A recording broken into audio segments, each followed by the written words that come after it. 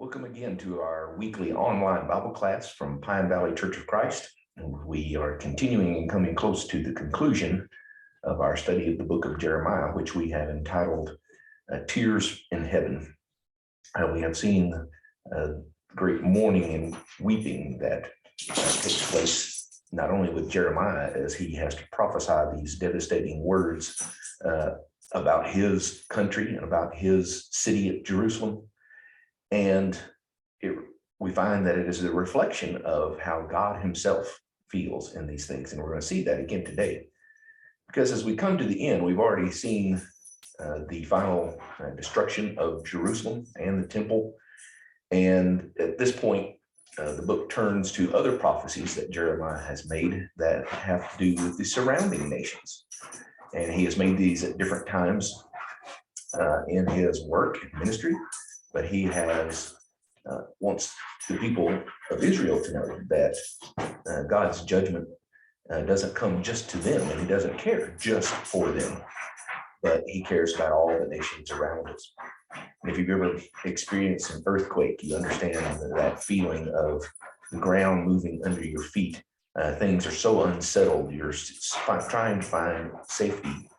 And it is in these chapters God describes his shaking of the nations, trying to get their attention, just as he has been all of this time, 40 years worth of prophesying through the prophet Jeremiah. And so in these final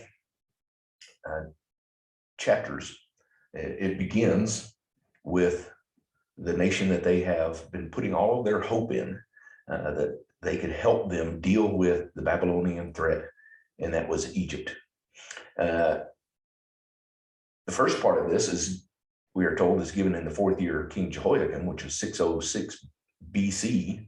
So still 20 years before Jerusalem is destroyed. And the Israelites are still putting their hope that Egypt will come to them. And Egypt is doing everything it can to try to stop Babylonian advance, but they've already lost to them at the Battle of Carchemish and have retreated back to Egypt. But he wants to warn them here that they might as well just pack their bags. They will be taken into exile as well, because they are a true picture of the arrogance and self-centeredness and self-sufficiency that many nations find themselves in when they are rich and powerful.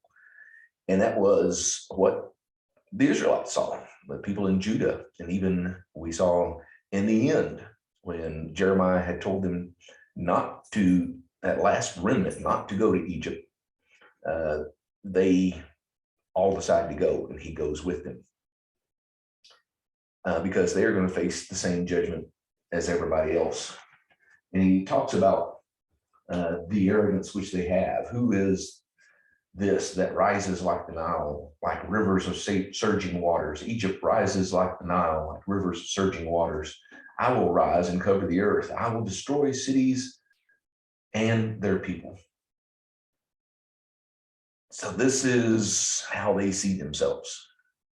They have been around for thousands of years at this point. They are long-standing military power, economic power, and that is what they are putting all of their hope and trust in, plus that they are a long way from Babylon and feel that they are secure at home.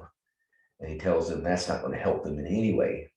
In fact, he tells them in verse 19, pack your belongings for exile, you who live in Egypt, for Memphis will be laid waste and lie in ruins without inhabitant.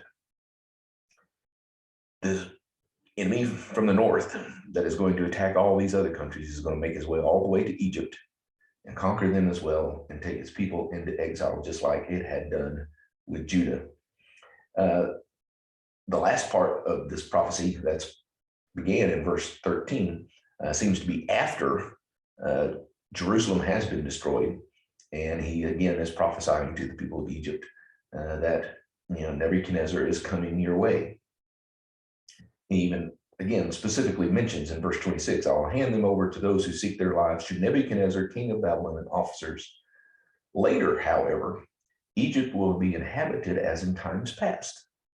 And so even for Egypt, just like for Israel and Judah, he prophesies there will be a time when he will allow them to be blessed once again. And the end of the chapter is interesting as it, again, reflects his promise to Israel. Do not fear, O Jacob, my servant. Do not be dismayed, O Israel. I will surely save you out of a distant place, your descendants from the land of their exile. Jacob will again have peace and security, and no one will make him afraid. Do not fear, O Jacob, my servant, for I am with you, declares the Lord. Though I completely destroy all the nations among which I scatter you, I will not completely destroy you. I will discipline you, but only with justice. I will not let you go entirely unpunished.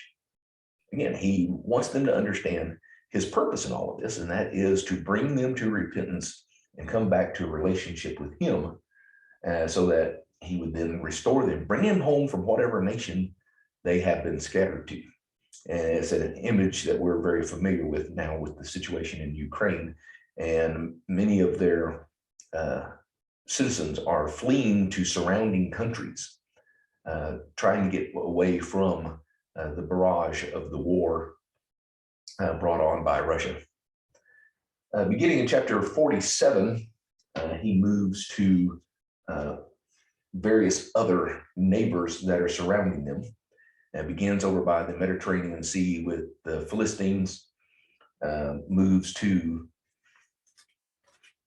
starts moving around, goes to the south, to Moab, which is below the Dead Sea, and area that we know was a part of the descendants of Lot. Moab was one of his sons, Ammon was the other. Ammon is just north of Moab and is in the area where Reuben and some of the other eastern and northern tribes of Israel had settled, and had interaction with them and conflict with them over a long period of time. Goes far to the east in the desert to Edom, the descendants of Esau, and were putting pride and trust in their mountain hideaways and structures. They took great pride in their own wisdom, which he tells them they have none, and continues north to Syria and the beautiful city of Damascus, and finally comes to Kedar and Arabia, which is this area being known, we would know as southern Iran today. And these were, Kedar was one of the sons of Ishmael. And so he goes from the far southwest of Egypt to all of the surrounding nations immediately around Israel, and even out into the desert lands, and to now Edom, which is part of Persia. This is, a far-reaching scope of God, showing that he has over all the nations. They stand before him, no matter what God they worship. They will stand before him and they will be judged by him. And he is not just the God of Israel, but he is the God and the judge of all. And throughout, all of these show different characteristics. The Philistines are just, they're part of that community that had had constant conflicts with Israel from the time they entered the land, waging war against Saul and David. But they are right there in the path of the Babylonians, making their way from Judah to Egypt, and they would feel that wrath as well. Coming from the north, again, emphasized this great destruction and judgment that will come from this enemy. Moab is actually takes up most of chapter 48 and is the longest of all the prophecies except the one against Babylon, which we'll see when we get to chapters 50 and 51. And probably because there had been a lot of interaction between them. Not only were they descendants of Lot, the nephew of Abraham, but they had interacted with the refugees as they fled from the Exodus from Egypt, as they had wandered through the land. They had had political leanings. They had actually gotten into a treaty with Zedekiah to help them fight against Babylonia. And of course, that would not only lead to the disaster against Judah and Jerusalem, but would also lead to the same fate for Moab, who had entered into that alliance. But still, they seem to at first take great joy in seeing what happens to Judah. And there's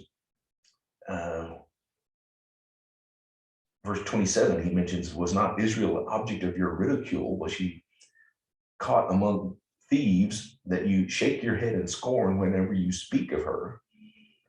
So abandon your towns and dwell among the rocks, all who live in Moab, and be like doves that make a nest in the mouth of the cave.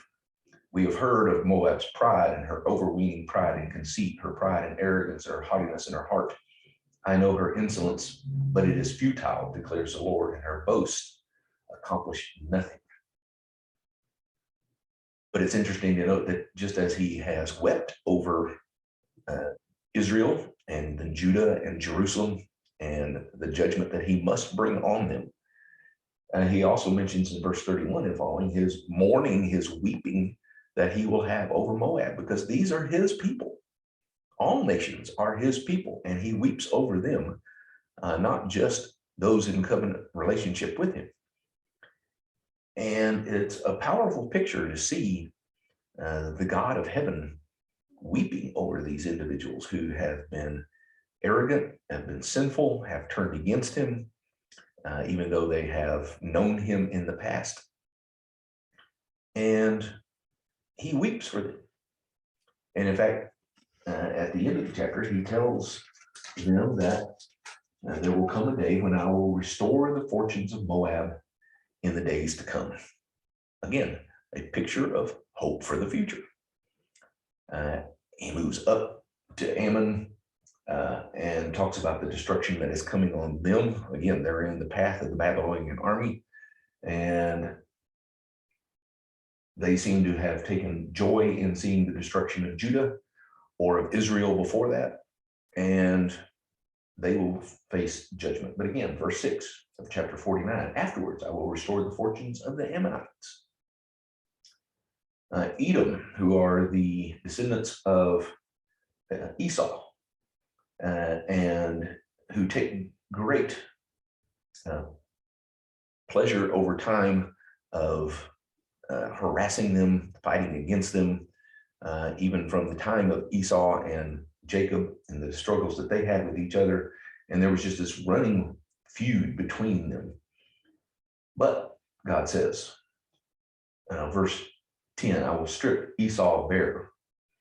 Verse 15, now I will make you small among the nations, despised among men. The terror you inspire and the pride of your heart have deceived you. You who live in the clefts of the rocks and occupy the heights of the hill, though you build your nest as high as the eagles, from there I will bring you down. Because of their great pride and arrogance. And again, their feeling that they had a situation where they were secure and could depend on themselves and not on God. To the north of Ammon was Syria and the capital city of Damascus, which is interesting that he talks about the city with affection. Verse 25, why has the city of renown not been abandoned? The town in which I delight. Some of the same kind of words that he used of Jerusalem and his care and concern for them. But there is the coming destruction that is coming on them as well.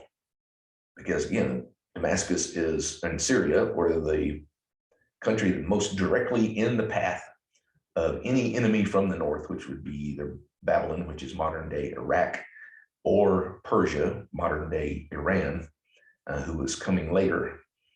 or Assyria, which was to the north as well, that had taken the 10 northern tribes captive in the late 700s BC. Well, he continues up to the Arabian Peninsula tribes and the city or the group called Kedar, descendants of Ishmael. They had taken, they thought that they were away from it all, that they had security. But Nebuchadnezzar, king of Babylon, has plotted against you and devised a plan. And so the camels will become plunder. I will scatter to the winds those who are in distant places and bring disaster on them from every side.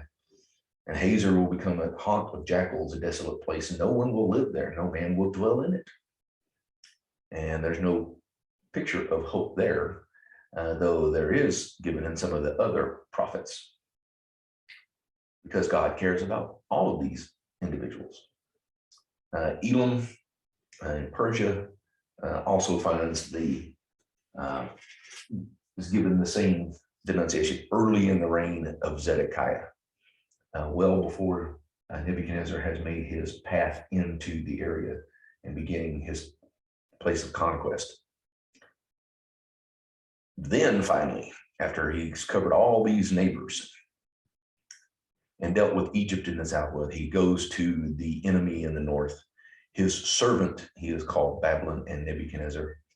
But judgment will finally come upon Babylon, and he even refers to it at the end of chapter 51 as a sinking ship, one that he will bring down because of its arrogance, because they have taken great pride and joy in bringing punishment and death to others, that he mentions in chapter 50.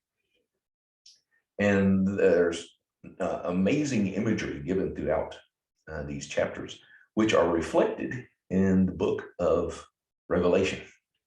And if you go back and start in chapter 17 through 19 and 20, 21, it is the image of Babylon that is used to describe the Roman Empire at that time, and their thought of great power, their self-sufficiency, self-reliance, because they consider themselves so rich, and the nations come to them and everybody's bowing down to them.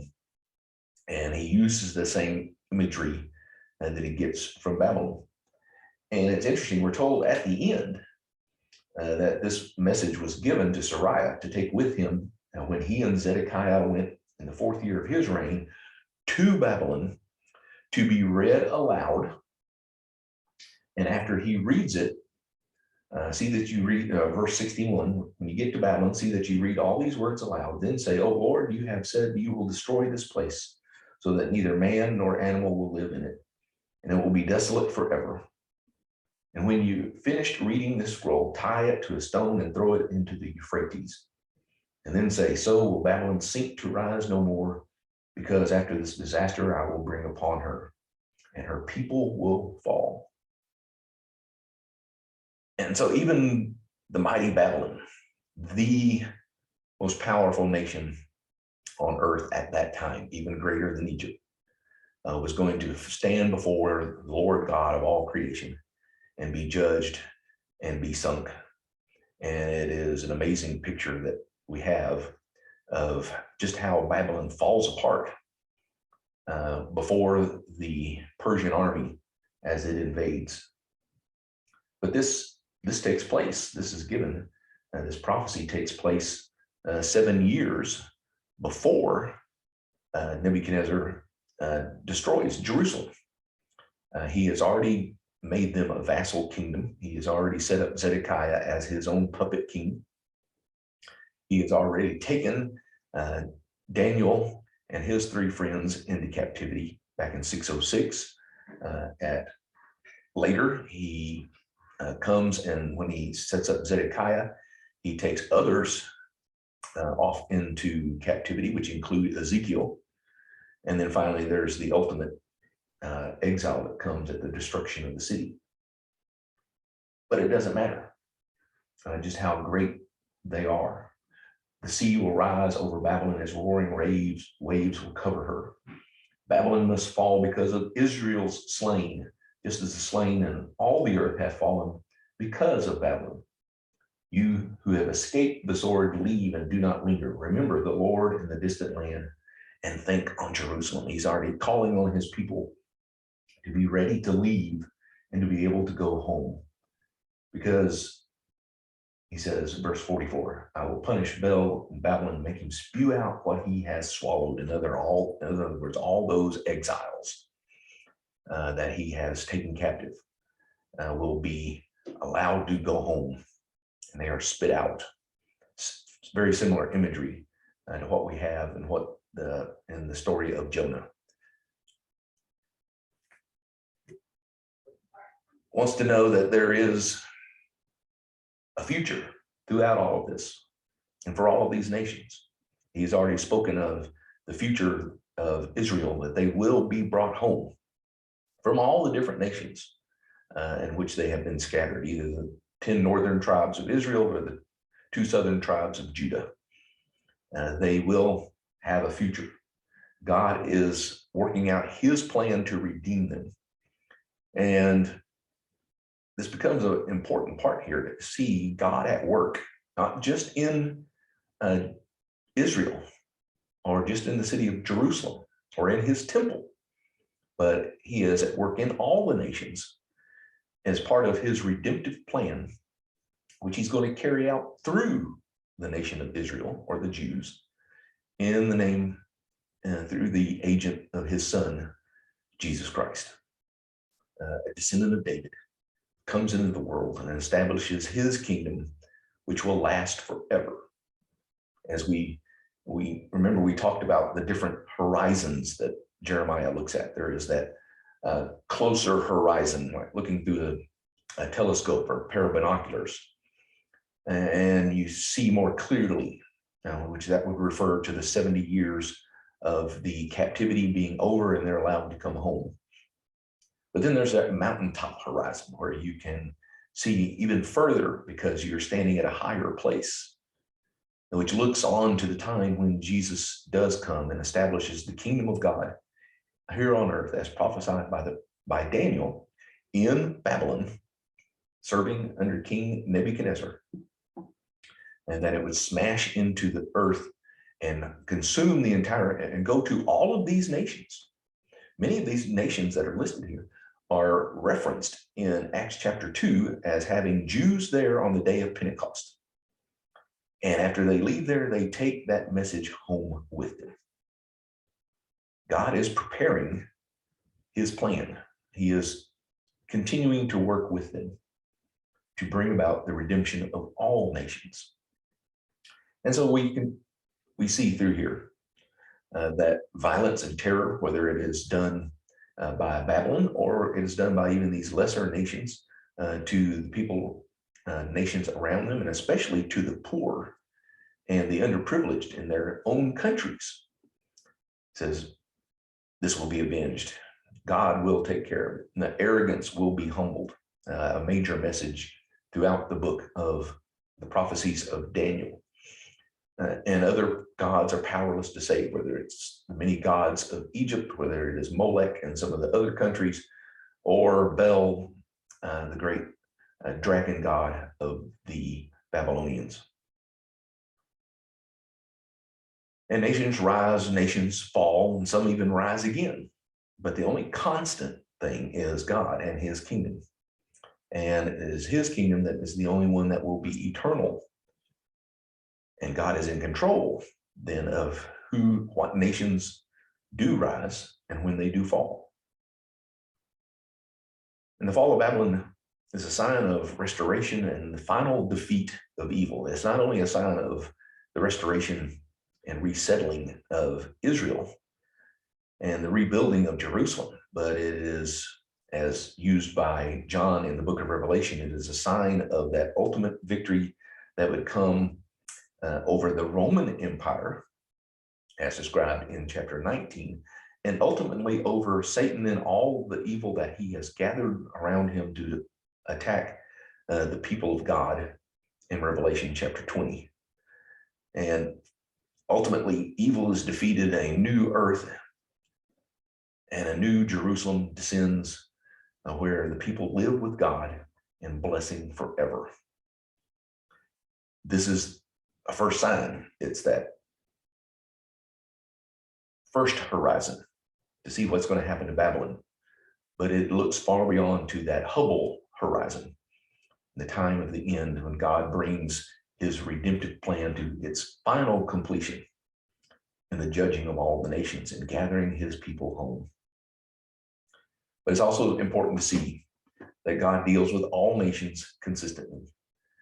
It would be easy for the Israelites to feel like God was treating them unfairly. Why were they now being taken into exile? And Jeremiah writes to those people who are living in exile when they would read this later and reminds them, no, God is dealing with the other nations just as he dealt with you. You are part of his redemptive plan.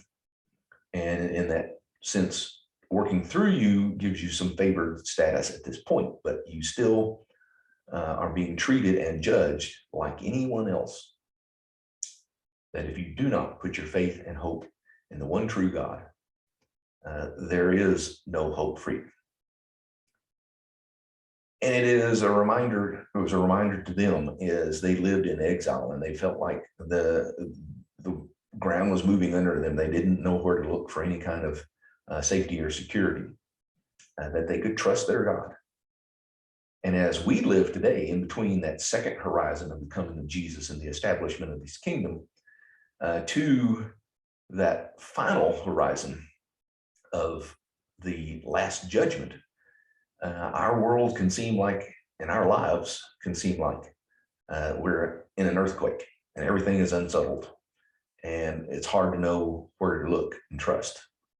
But we are given that promise by the writer of Hebrews that if we put our faith and hope in Jesus, it is in that we have an anchor for the soul that is firm and secure to allow us to hang on in the storms of life. I appreciate you joining us again this week for our study. Next week, we will conclude our study of Jeremiah and be looking at sort of a general summary of the whole thing as we come to the end. And there is again a mention of a glimmer of hope that is available to all in God. Between now and then, may God bless you, keep you healthy and safe.